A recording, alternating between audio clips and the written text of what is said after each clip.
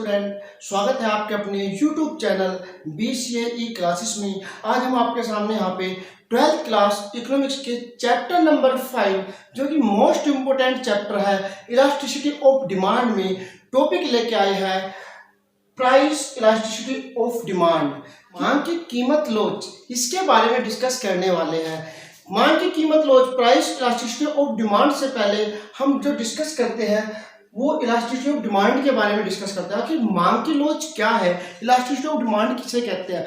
Elasticity of demand का meaning क्या होता है? एक तरह से लचक होना, एडजस्टमेंट होना, इसी को हम क्या कहते हैं? इलास्टिसिटी कहते हैं।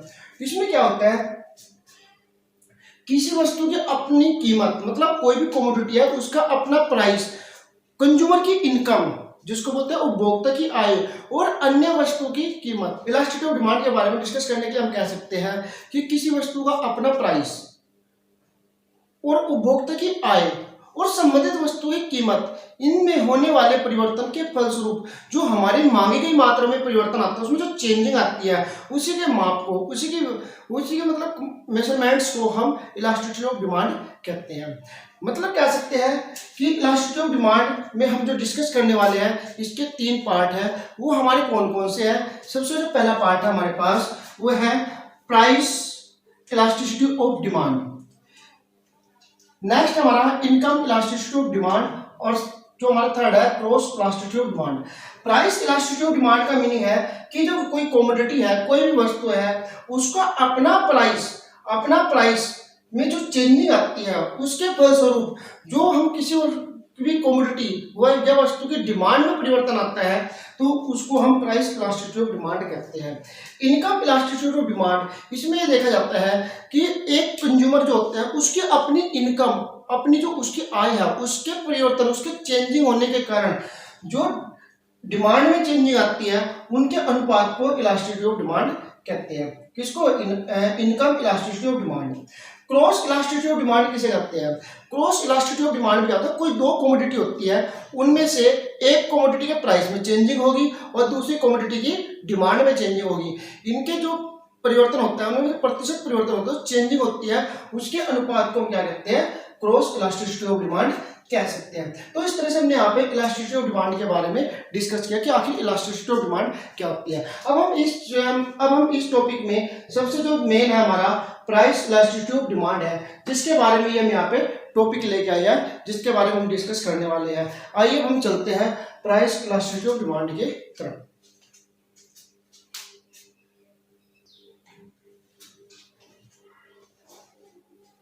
तो आइए स्टूडेंट्स, अब हम करते हैं प्राइस इलास्टिसिटी ऑफ डिमांड।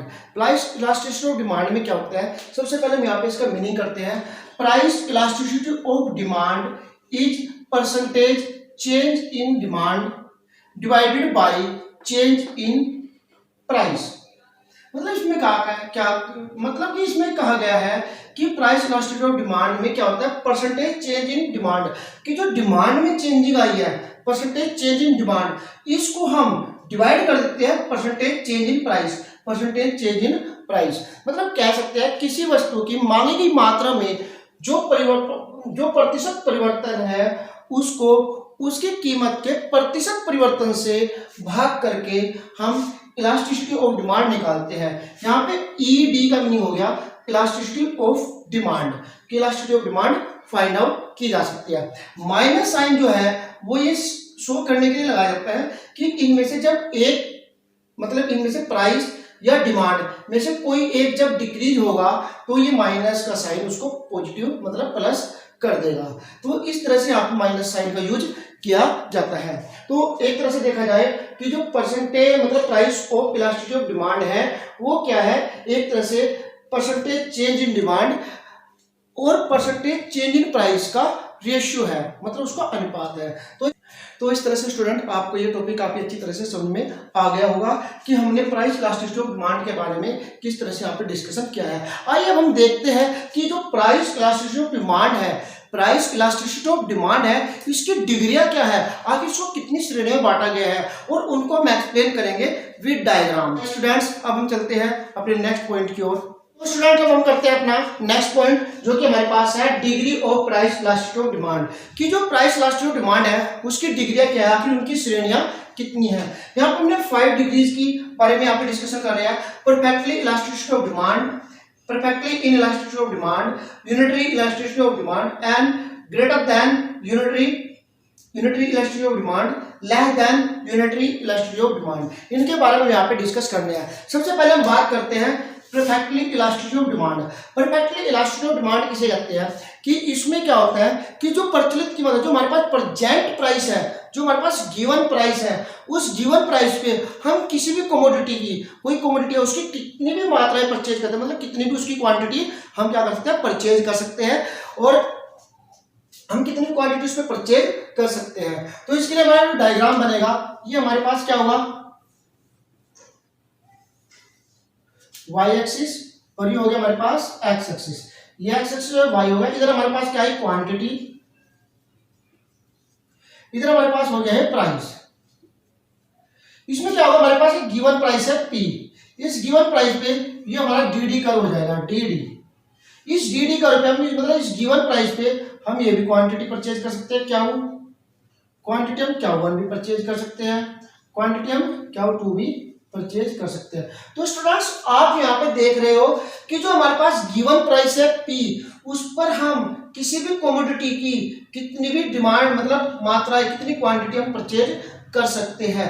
यहाँ पर क्या होगा, अगर बाई चांस यहाँ पे हम प्राइस को थोड़ा सा भी बढ़ा दे, मतलब प्राइस थोड़ा सा भी चेंज हो जाए, इंक्रीज हो जाए, तो ये जो डिमांड है, जो इनकी डिमांड बढ़ती है, हमारी क्या हो जाएगी, जीरो हो जाएगी, मतलब ये डिमांड हमारी यहाँ पे हो जाएगी। एक तरह से कह सकते हैं परफेक्टली इलास्टिसिटी ऑफ डिमांड में कह सकते हैं कि जो हमारे पास गिवन प्राइस है, उस गिवन प्राइस पे हम उस कमोडिटी कितनी भी मतलब क्वांटिटी परचेज कर सकते हैं। अगर जरा से भी प्राइस इंक्रीज हो जाता है तो हम उसकी क्वांटिटी को परचेज करना बंद कर दें, मतलब उसकी जो डिमांड है वो क्या हो जाएगी, जीरो हो जाएगी।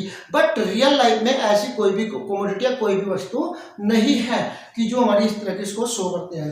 तो यहाँ पे जो मतलब ये जो हमारे पास बना है क्या, परफेक्टली इलास्टिसिटी ऑफ डिमांड, इसमें जो ईडी बनेगा वो ईडी हमारे पास होगा, इसकी डिमांड जो हमारे पास आएगी, ईडी मतलब परफेक्टली इलास्टिसिटी ऑफ डिमांड में इलास्टिसिटी ऑफ डिमांड आएगी, हमारे पास आएगी नॉन डिफाइंड, जिसको हम बोलते हैं इन्फिनिटी। तो ये हमारे पास इसकी इलास्टिसिटी ऑफ डिमांड निकल के आएगी। तो स्टूडेंट इस तरह से हमने यहाँ पे जो इसकी फर्स्ट डिग्री है परफेक्टली इलास्टिसिटी ऑफ डिमांड, इसके बारे में डिस्कशन किया। आइए हम चलते हैं इसके जो नेक्स्ट पॉइंट है, जिसका नाम है perfectly inelasticity of demand.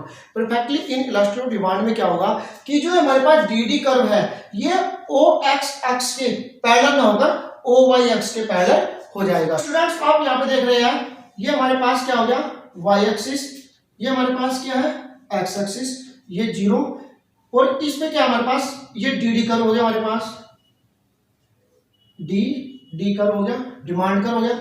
जब हमारे पास प्राइस कितना है, P है, तो P प्राइस पे भी हम क्या करते हैं, क्या क्वांटिटी परचेज करते हैं। प्राइस हमारा बढ़कर इंक्रीज हो जाता है P1, तब भी हमारे पास क्वांटिटी क्या हुई है। प्राइस बढ़कर हमारे पास क्या होता है, P2 हो जाता है, तो तब भी हमारे पास क्या प्राइस, मतलब क्वांटिटी क्या हमारे पास क्या हुई है।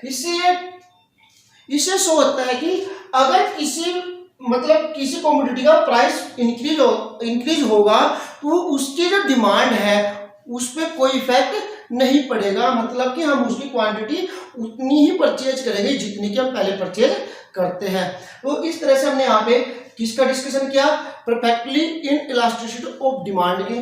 और यहाँ पे जो क्या होगा, ये जो डी कर्व है, ये हमारे पास क्या होगा, डिमांड कर्व जो है हमारे पास, ये ओ वाई एक्स के पैरेलल होगा। और यहाँ पे जो ईडी होगी, ईडी वो इज इक्वल टू 0 होगी। क्यों, क्योंकि यहाँ पे क्या है, इसको बोलते हैं नॉन इलास्टिसिटी, मतलब इन इलास्टिसिटी। इन इलास्टिसिटी में क्या आएगा कि इसमें कुछ भी लचक नहीं है, कुछ भी एडजस्टमेंट नहीं है, ये एक तरह से हमारी बेरोजगार है। ठीक है, तो ये हमने यहाँ पे जो डिस्कशन किया अपने सेकंड पॉइंट का, जिसका नाम है perfectly inelasticity of demand, उसका डायग्राम हमने यहाँ पे बनाया। आप यहाँ पे देख सकते हैं perfectly inelasticity of demand का जो है डायग्राम है। तो स्टूडेंट्स आइए हम चलते हैं अपने नेक्स्ट टॉपिक की ओर, जिसमें क्या है, unitary elasticity of demand. Unitary elasticity of demand किसे कहते हैं, जिसको हम बोलते हैं इकाई लोचदार मांग। इकाई लोचदार मांग में क्या होता है कि जितना किसी कमोडिटी का प्राइस इंक्रीज या डिक्रीज होगा उतनी ही उसकी डिमांड मतलब डिक्रीज या इंक्रीज हो जाएगी। तो इस तरह से मतलब उनमें जो इफेक्ट आएगा या उनका जो एरिया होगा वो क्या होगा, इज इक्वल, आपस में दोनों का क्या होगा, इक्वल होगा। तो इस तरह से उसमें हम क्या करेंगे, इनलास्टिक ऑफ डिमांड में करते हैं। तो आइए हम यहाँ पे देखते हैं, ये हमारे पास यहाँ पे हो गया O और ये हमारे पास हो गया X, O से OY और OX। यहाँ पे आपने देख लो कि जब हमारा प्राइस कितना P था, प्राइस P1 क्या करता है, कितनी भी डिमांड उसकी परचेज कर सकते हो, वह हमारी क्या हो। अगर इसका प्राइस कम हो जाता है P1, तो जितना इसका प्राइस कम हुआ उसी रेशियो में इसकी जो क्वांटिटी डिमांड है वो क्या होती है, इंक्रीज होती है, हमारे क्या होगा। तो यहाँ पे जो इनको मिलाने से, ये इनको मिलाने से जो डी कर्व हमारे पास बनेगा, ये डी कर्व जो हमारे पास बनेगा, ये जो डी कर्व होगा यही हमारे किसके लिए होगा, unitary elasticity of demand. Unitary elasticity of demand का मीनिंग आ गया, आपको जो ईडी है हमारे पास वो क्या होगी, इक्वल टू 1 आएगी। मतलब इसको हम कह सकते हैं ओ क्यू, ये हमने पॉइंट ले लिया टी, ये ले लिया हमने R, O Q T P की जो इसका एरिया होगा वो इज इक्वल होगा किसके, ओ क्यू1, ये हमने आर लिया यहाँ पे, ओ क्यू1 आर P1 के इक्वल। मतलब area of O Q T P is equal to area of O Q one R P1। ये एरिया आपस में क्या होगा, इक्वल होगा।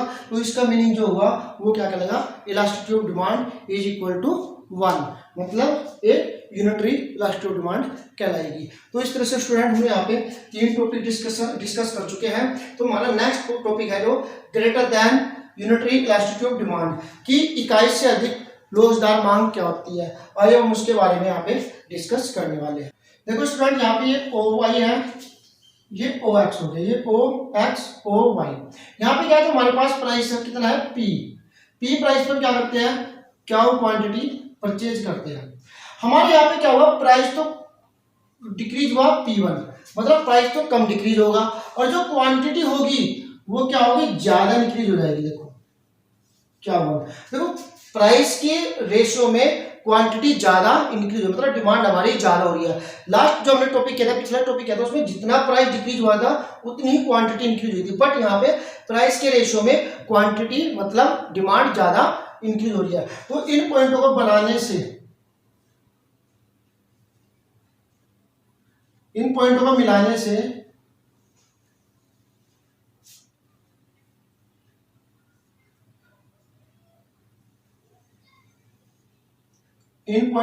से जो हमारे पास ये डी कर्व बनता है,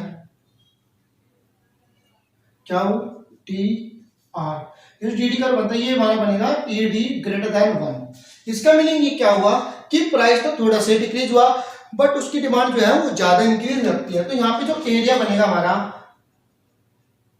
ओ क्यू1 आर P1 का जो एरिया होगा, एरिया ऑफ ग्रेटर होगा किससे, area of O Q T P, मतलब कि ये वाला एरिया ज्यादा होगा किससे, इस वाले एरिया से।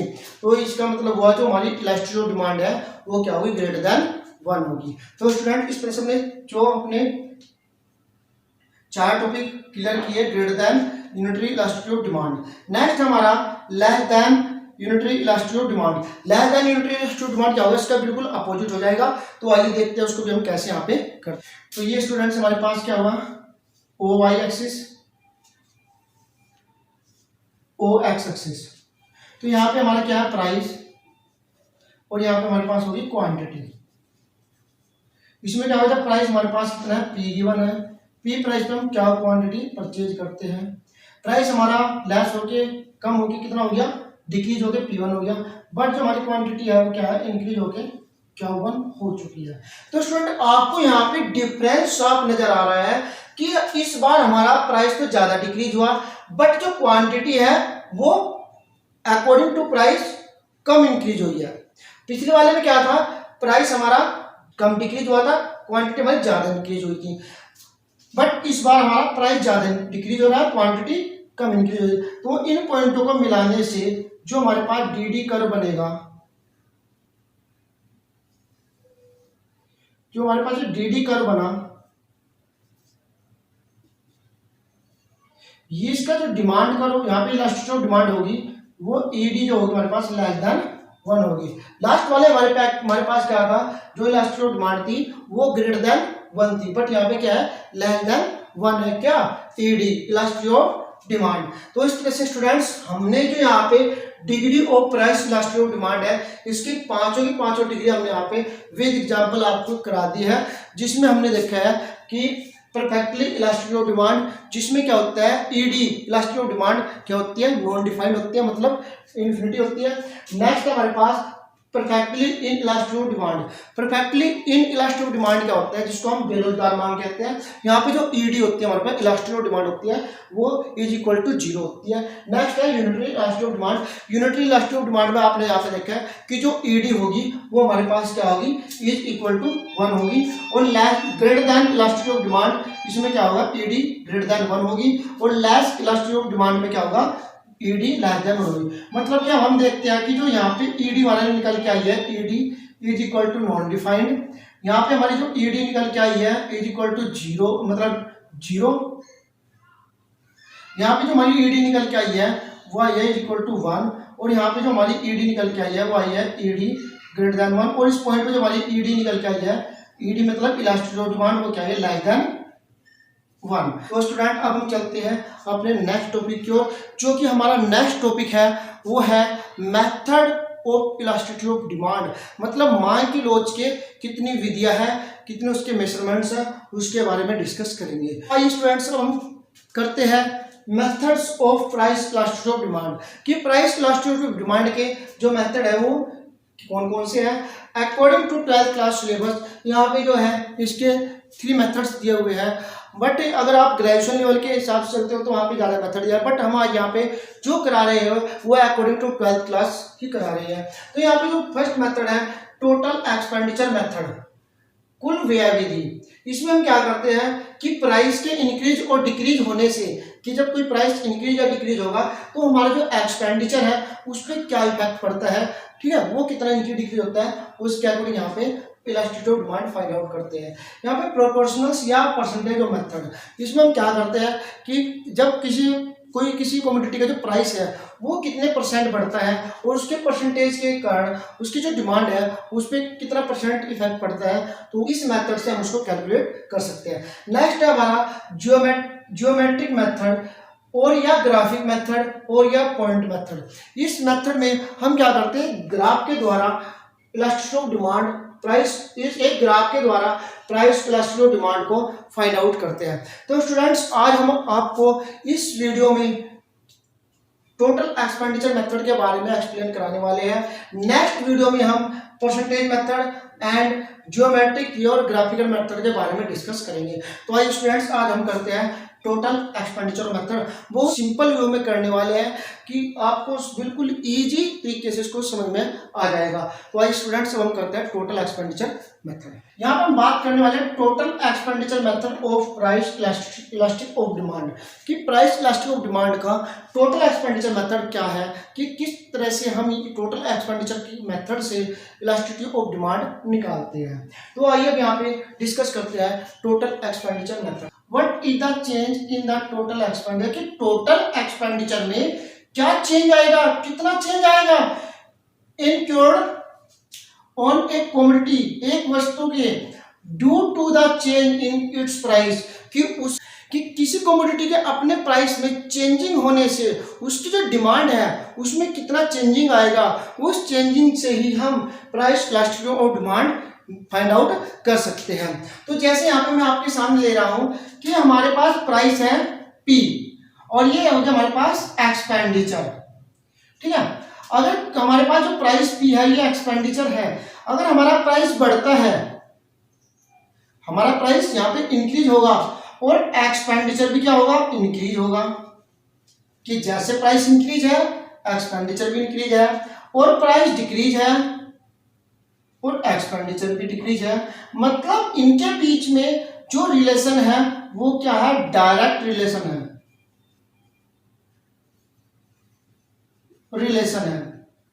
किनके बीच में जो क्या रिलेशन है, डायरेक्ट रिलेशन है। तब यहाँ पे क्या होगी, ईडी, जो हमारे पास ईडी है इलास्टिसिटी ऑफ डिमांड, वो क्या होगी, ईडी लेस देन 1 होगी। आप कह सकते हो कि जब हमारा प्राइस इंक्रीज होगा तो एक्सपेंडिचर भी इंक्रीज होगा, और जब प्राइस डिक्रीज होगा तो एक्सपेंडिचर भी क्या होगा, डिक्रीज होगा। मतलब उनके बीच में जब डायरेक्ट रिलेशन होगा किसके, प्राइस के और एक्सपेंडिचर के, तो हमारी जो ईडी है वो लेस देन 1 होगी। इसी तरह से अगर हमारा प्राइस इंक्रीज हो रहा है, ये हमारे पास फर्स्ट कंडीशन है। सेकंड हमारे पास है, जब हमारा प्राइस इंक्रीज हो रहा है तो एक्सपेंडिचर पे कोई भी इफेक्ट नहीं पड़ रहा, और जब प्राइस डिक्रीज हो रहा है तब भी एक्सपेंडिचर पे कोई इफेक्ट नहीं पड़ रहा, मतलब हमारा एक्सपेंडिचर सेम ही है, सेम लेवल में ही है, वो ना इंक्रीज हो रहा और नहीं डिक्रीज हो रहा। कब, प्राइस के इंक्रीज और डिक्रीज होने पर, कि जब हमारा एक्सपेंडिचर प्राइस के इंक्रीज और डिक्रीज होने पर चेंज है, मतलब चेंज नहीं हो रहा, ना तो इंक्रीज हो रहा ना ही डिक्रीज हो रहा, मतलब आप कह सकते हैं नो रिलेशन, कि इनके बीच में कोई भी रिलेशन नहीं है, तब हमारी क्या होगी, ईडी इज इक्वल टू 1 होगी यहाँ पे। तो यहाँ पे क्या होगी, ईडी इज इक्वल टू 1। ये हमारे पास सेकंड स्टेज आ गई। जो हमारे पास थर्ड स्टेज आएगी, थर्ड में क्या कहेंगे कि जब प्राइस इंक्रीज होगा, थर्ड स्टेज में कि जब प्राइस इंक्रीज होगा तो टोटल एक्सपेंडिचर डिक्रीज होगा, मतलब उल्टा होगा एक दूसरे के, और जब प्राइस डिक्रीज होगा तो टोटल एक्सपेंडिचर क्या होगा, वो इंक्रीज होगा, मतलब क्या होगा, इनडायरेक्ट संबंध।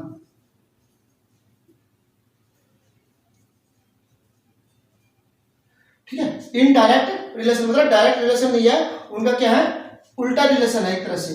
ठीक है, इनडायरेक्ट। ठीक है, तो इस तरह की कंडीशन में क्या होगा, ईडी ग्रेटर देन 1 होगा, मतलब इनमें जो रिलेशन होगा वो एक दूसरे क्या होगा, रिवर्स होगा, विपरीत रिलेशन होगा, इनडायरेक्ट रिलेशन होगा, डायरेक्ट रिलेशन नहीं होगा। तो वहां पे क्या होगा, ईडी जो हमारे पास प्राइस इलास्टिसिटी ऑफ डिमांड है, इलास्टिसिटी ऑफ डिमांड वो क्या होगी, ग्रेटर देन 1 होगी। जो तो इस तरह से हमने यहाँ पे टोटल एक्सपेंडिचर मेथड में प्राइस और एक्सपेंडिचर में रिलेशन आपको बताया है। अब हम इसको एक टेबल और एक ग्राफ में शो करके दिखाएंगे आपको कि कितने इजी वे में हम टेबल तैयार करेंगे और कैसे हम ग्राफ यहाँ पे तैयार करेंगे। तो आइए स्टूडेंट्स, अब हम देखते हैं इस टॉपिक को, प्राइस टोटल एक्सपेंडिचर मेथड को कैसे यहाँ पे एक्सप्लेन हम करते हैं। आइए स्टूडेंट्स, अब हम टोटल एक्सपेंडिचर मेथड को एक टेबल और एक डायग्राम के अकॉर्डिंग समझते हैं कि हम टेबल और डायग्राम में टोटल एक्सपेंडिचर मेथड के अकॉर्डिंग इलास्टिसिटी ऑफ डिमांड को किस प्रकार से फाइंड आउट कर सकते हैं। हमारे पास ये स्टेज है, ये प्राइस हो गया P, ये क्वांटिटी क्या होगी, टोटल एक्सपेंडिचर। लेट क्या कि हमारे पास प्राइस है 1 2 3 4 5 6 7 8 9 10, कि हमारे पास प्राइस है, ये हमारे पास क्वांटिटी होगी 1 2 3 4 5 6 7 8 9 10। अब सपोज करो कि जब किसी कमोडिटी का प्राइस 1 रुपया थी, मतलब उसका प्राइस कितना था 1 रुपीज, तो हम उसकी 10 क्वांटिटी परचेज करते थे। टोटल एक्सपेंडिचर को कैसे फाइंड आउट करते हैं, हमारे पास टोटल एक्सपेंडिचर जो निकलता है वो हमारे पास कैसे निकलता है, price into quantity. Total expenditure हमारे पास फाइंड आउट होता है, वो होता है हमारे पास प्राइस इनटू क्वांटिटी। हम प्राइस और क्वांटिटी की मल्टीप्लाई कर देंगे तो हमारे पास क्या आएगा, टोटल एक्सपेंडिचर आएगा। सपोज करो ये मेरे पास जो पेन है, ये पेन मेरे पास 20 रुपीज का है, एक पेन 20 रुपीज का, मैंने कितने पेन परचेज किए, 5। जब मैंने 5 पेन परचेज किए तो मैंने कितना एक्सपेंडिचर किया, 20 इंटू 5 मतलब 100, 100 रुपये मैंने क्या किया, एक्सपेंडिचर किया। तो इसी तरह से हम यहाँ पे टेबल में करेंगे कि जब प्राइस हमारे पास 1 रुपीज था, हम क्वांटिटी परचेज करते 10, तो हमारे पास टोटल एक्सपेंडिचर कितना हुआ, 10 2 9 18, कितना है 3, ये कितना है हमारे पास 8 24 28 30 30 28 24, 18 और 10, ये हमारे पास बन चुके हैं। अब देखो इसमें हमें रिलेशन बताना है कि जब हमारा प्राइस 1 रुपीज है तो टोटल एक्सपेंडिचर कितना है 10।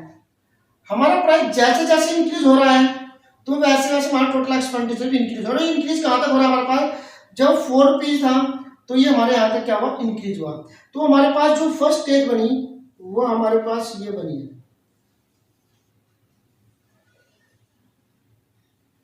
जो हमारे पास फर्स्ट स्टेज बन के आई है वो हमारे पास बन के आई है ये हमारे पास क्या होगी, स्टेज फर्स्ट स्टेज बनेगी। अब और ये जो हमारे पास बनेगी वो बनेगी सेकंड स्टेज,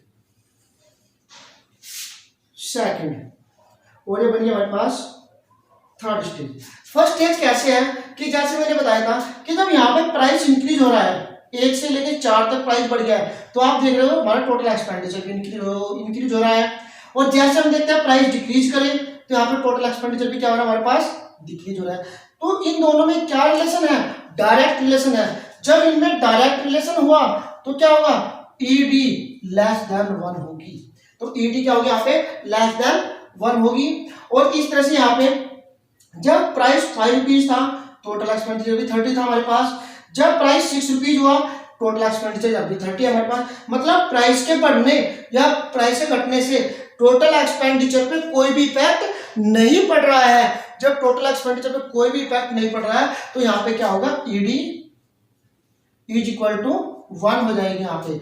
इस तरह से जब हम थर्ड स्टेज में जाते हैं और थर्ड स्टेज में चेक करते हैं कि जैसे हमारा प्राइस बढ़ रहा है, इंक्रीज हो रहा है, जैसे हमारा प्राइस इंक्रीज हो रहा है तो टोटल एक्सपेंडिचर आप देख रहे हो स्टूडेंट यहाँ पे डिक्रीज हो रहा है। और जब हम प्राइस को डिक्रीज करेंगे तो टोटल एक्सपेंडिचर हमारा क्या होता है, इंक्रीज होता है। मतलब इसमें प्राइस में और टोटल एक्सपेंडिचर में क्या हुआ कि इनमें जो रिलेशन है वो क्या है, डिफरेंट है। मतलब एक बढ़ता है तो दूसरा घटता है। तो मतलब यहाँ पे क्या हुआ कि जो ईडी है हमारे पास वो क्या हो जाएगी, ईडी ग्रेटर देन 1 हो जाएगी। तो इस तरह से आपने यहाँ पे टेबल के अकॉर्डिंग जो ईडी है, मांग की लोच है, इलास्टिसिटी ऑफ डिमांड है, इलास्टिसिटी ऑफ डिमांड है, उसके बारे में आपने देखा यहाँ पे कि किस प्रकार से less than 1 is equal to 1 और ग्रेटर देन 1 निकल के आ चुकी है अकॉर्डिंग टू टेबल। अब हम क्या करते हैं, इसी के अकॉर्डिंग अब एक ग्राफ ड्रा करेंगे और वो ग्राफ ड्रा में इस टेबल के अकॉर्डिंग मैं फ्री हैंड करूंगा और फ्री हैंड में आपको मैं यही चीज शो करके दिखा दूंगा कि किस तरह से एडी लेस देन और greater than and equal to 1 होती है। ये हमारे पास डिमांड कर्व है, यहां से स्टार्ट हुआ, ये चला और ये ऐसे चला। ये हमारे पास डिमांड कर्व हो गया डीडी। डीडी हमारे पास डिमांड कर्व है। आप यहाँ पे देख रहे हो जब हमारा प्राइस ये था, प्राइस हमारे पास कितना है ये, तो इस प्राइस पे आप देख रहे हो हमारे पास जो टोटल एक्सपेंडिचर है वो हमारे पास ये रहा। जैसे हमारा प्राइस बढ़ा तो हमारे पास टोटल एक्सपेंडिचर बढ़ के ये हो जाता है। ठीक है, प्राइस हमारे पास यहाँ पे इंक्रीज हुआ तो टोटल एक्सपेंडिचर भी यहां से इंक्रीज हो गया, हमारे पास ये बन जाता है। इसी तरह से हमारा टोटल प्राइस बढ़ के ये बन जाता है। तो क्या होगा, हमारे पास जो टोटल एक्सपेंडिचर है वो सेम रहेगा पहले वाला ही। जब ये पहले वाला ही सेम रहेगा, ठीक है, और उसके बाद हमारा मतलब प्राइस बढ़ के ये बन जाता है हमारा, और जो टोटल एक्सपेंडिचर है वो हमारे पास घट जाता है। देखो वो घट के हमारे पास इधर आ जाता है निकल के। तो स्टूडेंट्स आप देख रहे हो, आप यहाँ पे देख रहे हो कि जब प्राइस हमारे पास ये था, जब हमारे पास प्राइस टोटल एक्सपेंडिचर ये है, जैसे हमारा प्राइस यहां से बढ़कर यहां आया तो हमारा टोटल एक्सपेंडिचर यहां से बढ़कर ये आ जाता है। मतलब प्राइस बढ़ा तो टोटल एक्सपेंडिचर भी क्या हुआ, इंक्रीज हुआ। तो आप देख रहे हो यहाँ पे कि जो ये ईडी हो यहां से लेके ये ईडी होगी हमारी elasticity of demand less than 1। क्योंकि यहाँ पे क्या होता है, जैसे जैसे प्राइस बढ़ता है वैसे वैसे टोटल एक्सपेंडिचर भी बढ़ता है, हमारे पास इंक्रीज होगा। अब प्राइस हमारा यहाँ से बढ़कर यहाँ आ जाता है तो आप देख रहे हो टोटल एक्सपेंडिचर पहले भी यही था और अब भी टोटल एक्सपेंडिचर हमारा यहीं पर है। प्राइस यहाँ से बढ़कर यहाँ आ गया लेकिन टोटल एक्सपेंडिचर हमारा वहीं पर है। तो यहाँ पे क्या होगा, हमारा ईडी इज इक्वल टू 1। अब प्राइस हमारे यहाँ से बढ़कर इंक्रीज होकर हमारा यहाँ लगता है, तो टोटल एक्सपेंडिचर पहले ये था हमारे पास, अब क्या हुआ टोटल एक्सपेंडिचर ये हो गया, मतलब टोटल एक्सपेंडिचर यहाँ से घटकर हमारा यहाँ पे आ जाता है। तो यहाँ पे क्या होगा ईडी हमारे पास क्या हो जाएगा ग्रेटर देन 1 हो जाएगा। तो आप यहाँ से नोट कर लेंगे एम पी एन आर से, और ये पॉइंट हम शो करेंगे पी मतलब एस टी यू वी। अब मैं आपको दोबारा एक्सप्लेन करता हूं कि जब प्राइस हमारे पास कितना था एम, तो हमारे पास टोटल एक्सपेंडिचर ये था, प्राइस बढ़कर हो गया हमारा पी, तो टोटल एक्सपेंडिचर यहां से चेंज होकर हमारे पास ये आ गया। जैसे प्राइस बढ़कर हमारे पास एन हुआ तो टोटल एक्सपेंडिचर हमारा सेम रहा, और जब प्राइस हमारा बढ़कर एन से आर हुआ तो टोटल एक्सपेंडिचर हमारे यहां से घटकर यहाँ पे आ जाता है। तो जो ये लाइन है हमारे पास ये टोटल एक्सपेंडिचर को शो करती है, जो डीडी लाइन है। तो इस प्रकार से स्टूडेंट्स आपने यहाँ पे जो किया है वो टोटल एक्सपेंडिचर मेथड किया है विद टेबल की, मतलब बिल्कुल सिंपल वे मैंने टेबल समझाई है। कोई भी टेबल यहाँ पे लर्न करने की जरूरत नहीं है, बिल्कुल सिंपल टेबल है हमारे पास कि एक बार 10 तक असेंडिंग ऑर्डर में काउंटिंग कर दो और एक बार डिसेंडिंग ऑर्डर में काउंटिंग कर दो 10 तक। इनकी जब आपस में मल्टीप्लाई करोगे तो टोटल एक्सपेंडिचर आएगा। हमें कोई भी टेबल यहाँ पे लर्न करने की जरूरत भी नहीं पड़ेगी। बुक्स के अंदर जो टेबल दियो थोड़ी डिफरेंट टेबल है, उसको हमको कुछ लर्न करना पड़ जाता है, बट यहाँ पे हमें कुछ भी लर्न नहीं करना। मतलब आप देख रहे हो कि एक बार यहाँ पे उल्टी गिनती काउंटिंग कर दो और एक बार यहाँ से सीधी गिनती काउंटिंग कर दो। मतलब इस तरह से आप यहाँ पे टेबल और डायग्राम के द्वारा टोटल एक्सपेंडिचर मेथड को सॉर्ट आउट कर सकते हैं। तो स्टूडेंट आप देख रहे हो कि यहाँ पे हमने क्या कुछ किया कि टोटल एक्सपेंडिचर मेथड यहाँ पे हमने किया बहुत ही सिंपल वे में, जिसमें हमने यहाँ पे इलास्टिसिटी ऑफ डिमांड फाइंड। तो स्टूडेंट आज की वीडियो में हमने यहाँ पे जो डिस्कशन किया elasticity of demand, price elasticity of demand, degree of price elasticity of demand and method of elasticity of demand, जिसमें हमने क्या किया टोटल एक्सपेंडिचर मेथड को यहाँ पे एक्सप्लेन। तो स्टूडेंट्स आज की हमारी ये क्लास यहीं पे समाप्त हो जाती है, और हम नेक्स्ट जो क्लास में आएंगे वो हम नेक्स्ट मेथड लेके आएंगे प्राइस इलास्टिसिटी ऑफ डिमांड की। तब तक हमारे चैनल को सब्सक्राइब करें, वीडियो को लाइक करें और ज़्यादा से ज़्यादा दोस्तों में शेयर करें। धन्यवाद।